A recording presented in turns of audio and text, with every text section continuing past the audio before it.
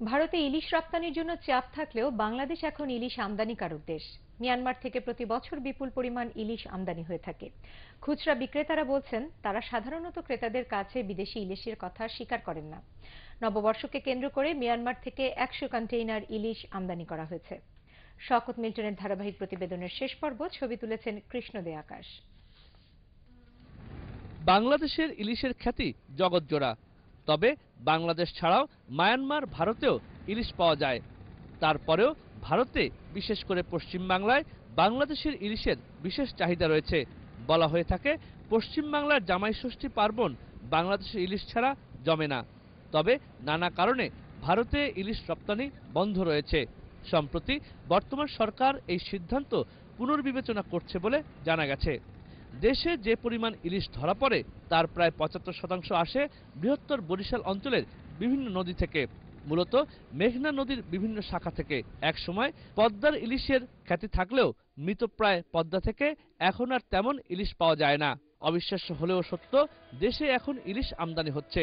কারওয়ান বাজারের পাইকারি মাছের বাজারে এখন বেশ জেঁকে বসেছে মায়ানমার থেকে আসা ইলিশ। ওজনে ৩০০ থেকে ৬০০-৭০০ গ্রাম পর্যন্ত।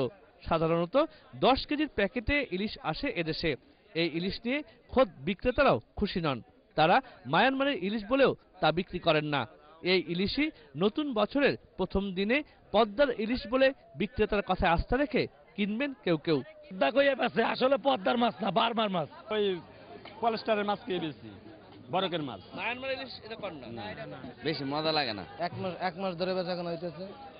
২৭ পিস, ২৬ পিস, আপনার ২৯০০, ২৯৫০, দৈনিক ধরেন ১৪০, ১৩০ পিস বস্তা।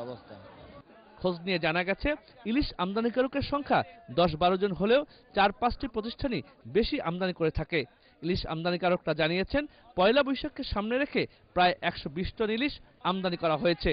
তবে একটি সূত্র জানিয়েছে, এর আগে পাকিস্তান, ওমান এবং কাতার থেকেও চন্দনা ইলিশ নামে এক ধরনের বিশেষ ইলিশ বাংলাদেশে আমদানি করা হয়েছিল। তবে কিভাবে বুঝবেন আপনি যে ইলিশটি কিনছেন তা বিদেশি কিনা? আমদানি করা এত ইলিশ যাই বা কোথায়? ম্যাক্সিমাম হোটেল, রেস্টুরেন্ট থেকে শুরু করে বিভিন্ন সাপ্লাই দিয়ে এই মাছটা চলে যায়।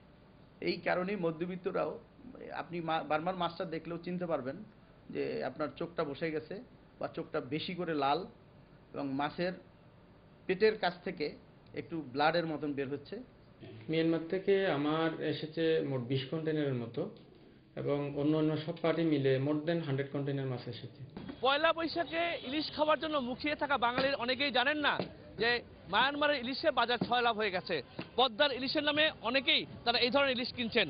তবে এসব ইলিশ আসছে মায়ানমারের ইরাবতী নদী থেকে, রাখা হচ্ছে কোল্ড স্টোরেজে। শওকত মিল্টন, এটিএন বাংলা, কারওয়ান বাজার, ঢাকা।